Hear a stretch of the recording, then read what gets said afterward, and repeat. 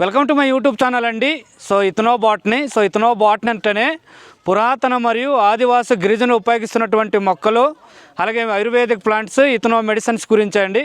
అయితే ఈరోజు అల్లూరి సీతారామరాజు జిల్లా, అలాగే అరకు నియోజకవర్గం, అలాగే ఉక్కుంపేట మండలం బంగారం గరువు దుర్గం పంచాయతీ చెందినటువంటి బంగారం గరువులో వచ్చానండి నేను.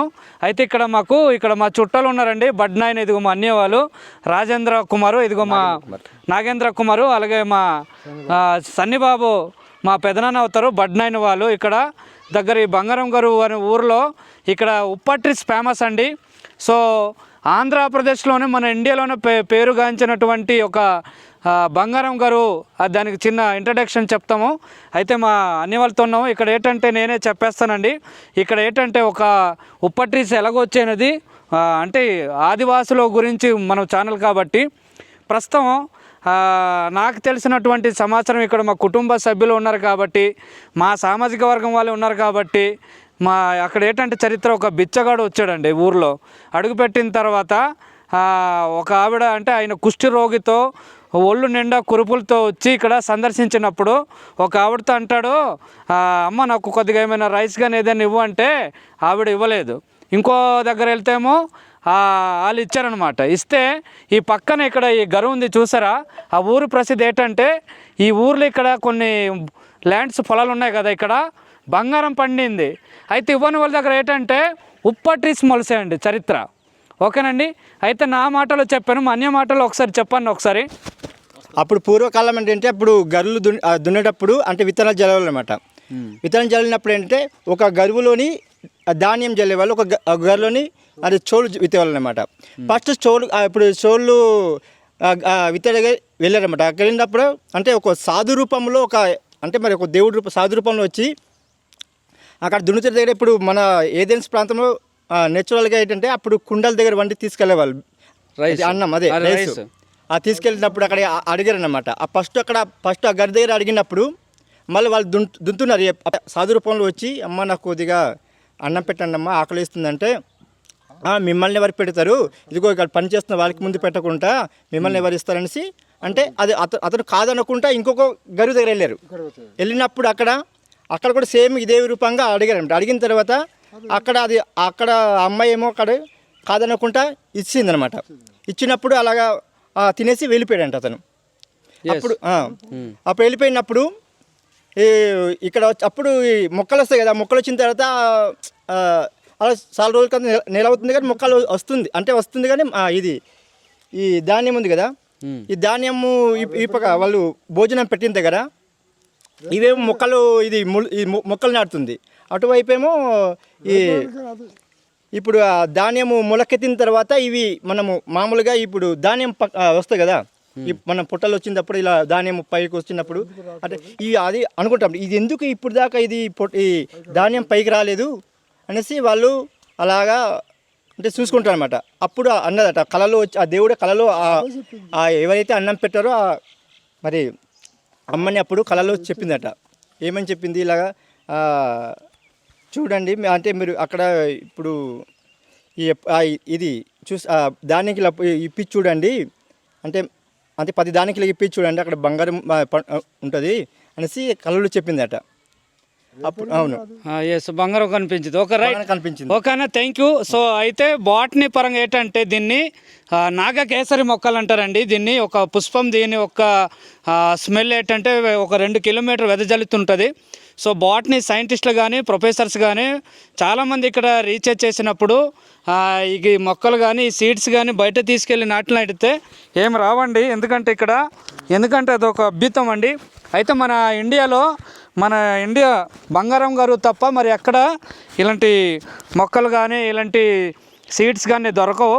అయితే డిఫరెంట్ చూపిస్తాను. ఇదైతే తిన్నగా ఉన్నది, ఇది మగదండి, ఇదైతే ఆడది.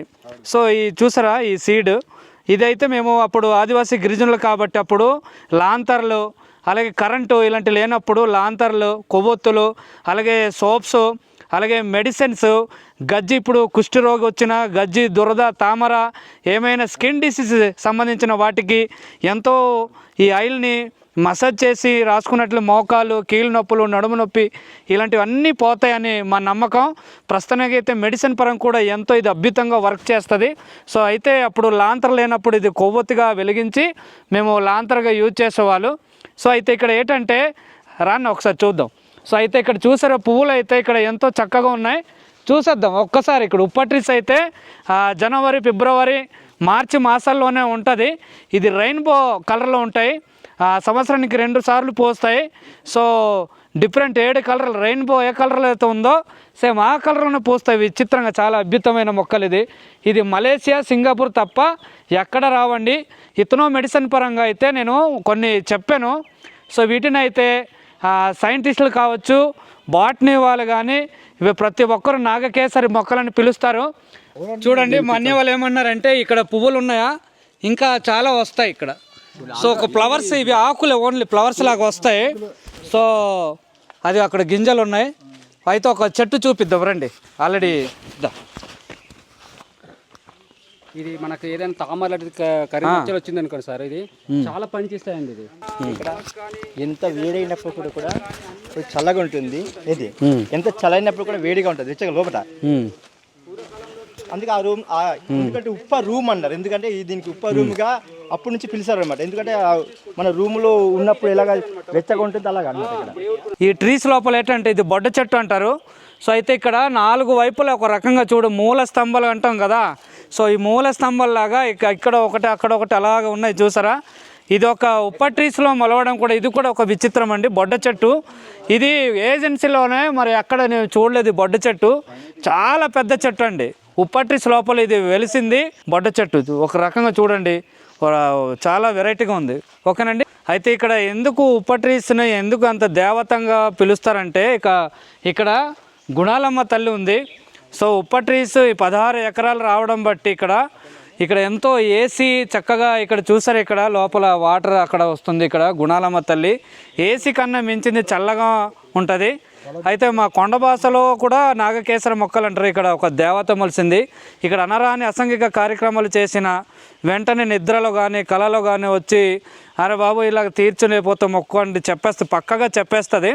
మీరు తీర్చకపోతే ఇంకా చాలా అనరానివి జరుగుతాయి. కాబట్టి ఇక్కడ చాలా ఎంతో చక్కగా దేవత వృక్షాలని కూడా చెప్తాము.